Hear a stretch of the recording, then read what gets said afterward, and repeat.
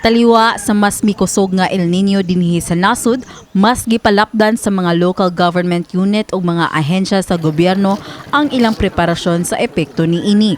Sa latest El Nino Southern Oscillation kon ENSO monitoring sa pag-asa, hayan mas mukusog pa sa mga musunod nga buwan ang El Nino. Sa laing bahin, ang National Irrigation Administration sa Region 7 mipadayon sa pagbantay sa water level sa mga dam o ubang water sources sa Central Visayas.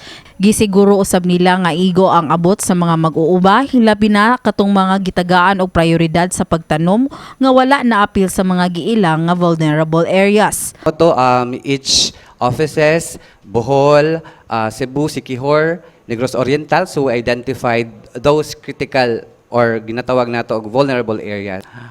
Good thing no nga although we targeted areas, say for example, we targeted 12,000 hectares of areas nga dili nato tamnan unta, pero since close ang ato ang monitoring sa ato ang water level, so nakapa-irrigate gihapon ta, no?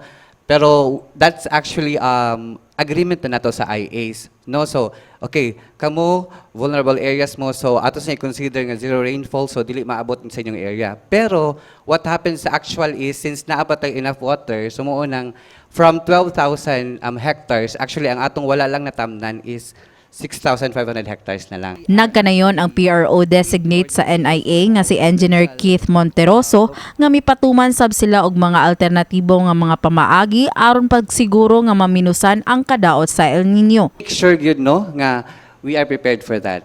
So actually just early July gahapon, no, so we already crafted our El Nino action plan.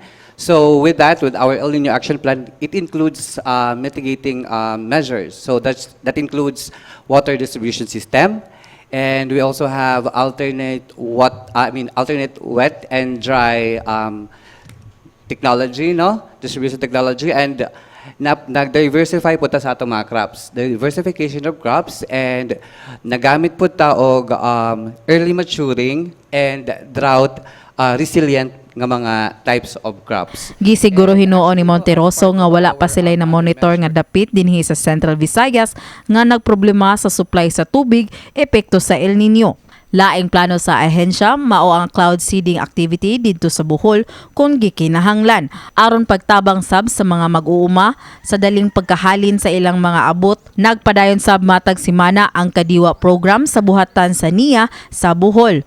Ug aron mapadayon ang mga irrigation requests o projects sa NIA 7, dunay allocation nga mukaba sa 1.5 billion pesos alang karong tuiga. 100 million pesos niini ang gamiton alang sa Sugbo. Kini si Mary Frances Lin kaayon alang sa My TV, Cebu.